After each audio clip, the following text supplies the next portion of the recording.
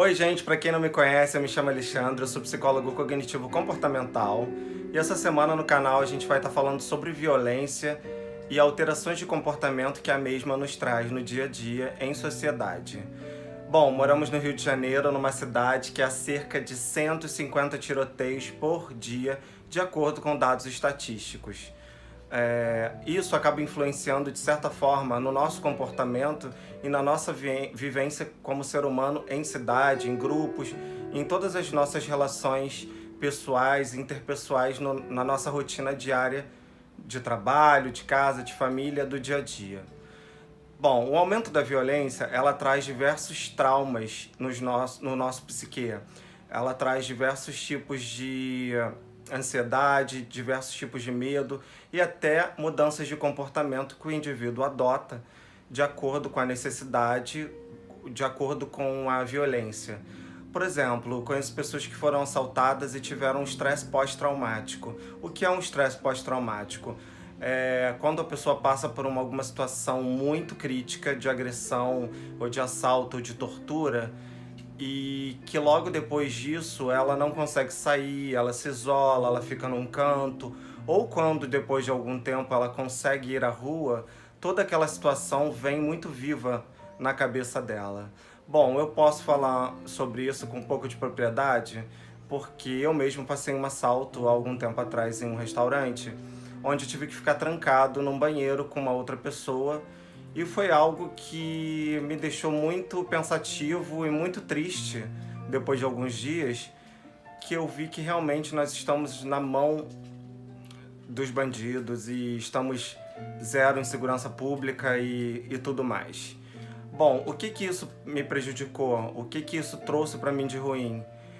Depois de alguns dias eu fiquei com muito medo de ir à rua, muito medo de sair, muito medo de fazer as coisas. Fiquei um pouco deprimido, fiquei um pouco triste, me senti um pouco incapacitado, um pouco indefeso, digamos assim. Por que eu tô fazendo esse vídeo? Porque eu vejo com as conversas que tenho com os meus amigos e com as pessoas do meu ciclo de amizade, que hoje em dia a violência nos afeta de vários aspectos, né? Quem é pai, quem é mãe, vai me entender melhor. Eu não sou, mas eu vejo que o nosso comportamento, ele mudou muito. A gente vive meio que refém de uma sociedade que está completamente perdida, louca, no meio de um caos, no meio de uma violência, tentando sobreviver. Eu vi na internet, através de algumas reportagens, que um casal adotou um aplicativo no qual ambos se falam o dia inteiro e se veem por câmera por medo da violência. Eu percebo que casais modernos acabam se mudando, de repente, de uma casa muito confortável ou para apartamentos e condomínios fechados que tragam mais segurança. Eu percebo que com o passar dos anos, a violência só vem crescendo e a gente vai ficando cada vez mais noiado. Bom, essa gíria noiado, o paulista fala muito nisso.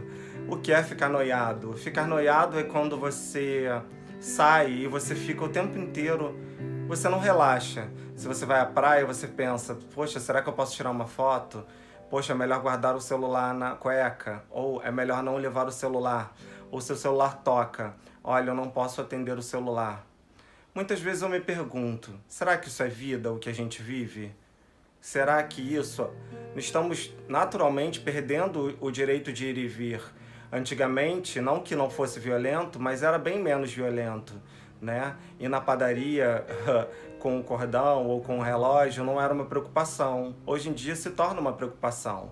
Você tem algo, mas você não pode mostrar que tem, né? Então, de que forma a violência pode trazer traumas pra gente? Ela pode trazer um estresse pós-traumático, ela pode trazer uma depressão, ela pode trazer um pânico. Eu, por exemplo, às vezes já identifiquei em mim alguns sintomas de pânico. Bom, eu sendo psicólogo, consigo facilmente identificar em mim alguns desses sintomas. Por exemplo, quando eu ligo para alguém que eu gosto muito e eu não consigo falar com essa pessoa, e aí eu mando o WhatsApp e a pessoa não me responde, eu começo a ficar nervoso, as minhas mãos começam a suar, a minha garganta fica seca, eu começo a tremer. e eu tenho uma sensação de que algo aconteceu com aquela pessoa. Na minha cabeça só vem pensamentos ruins e pessimistas. Talvez isso aconteça com outras pessoas, mas depois, pensando com calma, eu vi que isso tudo é fruto da violência que a gente tem vivenciado, né? Eu sofri esse assalto há algum tempo atrás, já fui vítima de outros assaltos, e a gente tem vivido em constante guerra no Rio de Janeiro. As coisas não estão fáceis, né? Os ladrões estão aí, a violência tá aí, eles estão matando a troco de nada, e cada vez mais a gente vê em jornais. Então, o que eu posso dizer como orientação para que a violência em si não afete tanto a gente? Primeira coisa, saia de grupos, alerta. Alerta Copacabana, alerta Tijuca, alerta alguma coisa. Esses grupos são criados para alertar assaltos, mas são criados também para a gente saber onde tem, onde não tem, onde estão tendo maiores estatísticas de assalto, mas também para deixar a gente muito mais preocupado. Isso gera uma ansiedade, muitas vezes desnecessária. E aí a gente vai ficando cada vez mais complexado, cada vez mais neurótico. Bom, outra dica, não baixe aplicativos que... Hoje em dia tem aplicativos que você sabe onde está a zona de risco e tiroteio. Não baixe. Bom, é melhor que você viva sem esses aplicativos e tente viver o seu dia a dia, a sua rotina, de uma maneira que você não fique pensando tanto nessas coisas. Porque se você ficar, de certa forma, noiado nesses aplicativos, isso vai te gerar mais angústia, mais medo e mais anseio, né? Nossos comportamentos atualmente foram mudados, não adianta dizer que não foram. Vocês podem até deixar nos comentários abaixo. Por exemplo, eu saía muito mais à noite antigamente, hoje em dia eu não saio mais à noite. Eu prefiro muito mais me reunir com os amigos em casa, ou ir até a casa deles, e eu tenho um horário mais ou menos para que eu volte, ou caso contrário, durmo até na casa de amigos. Então, assim, a violência, ela muda os nossos comportamentos. Tem coisas que de fato a gente pode evitar, mas nós estamos bastante suscetíveis a tudo isso.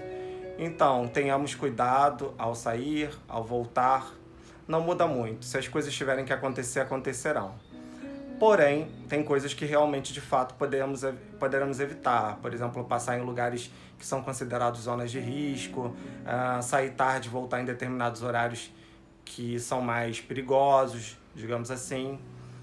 E tentar, de certa forma, largar esses pensamentos e parar de pensar na violência de uma maneira constante, que isso vai gerando um aumento da nossa ansiedade, vai aumentando o nosso medo, principalmente quem tem filhos, né? Ninguém quer perder um filho, ninguém quer ter um parente envolvido num sequestro relâmpago, ou num assalto, ou num ato de violência.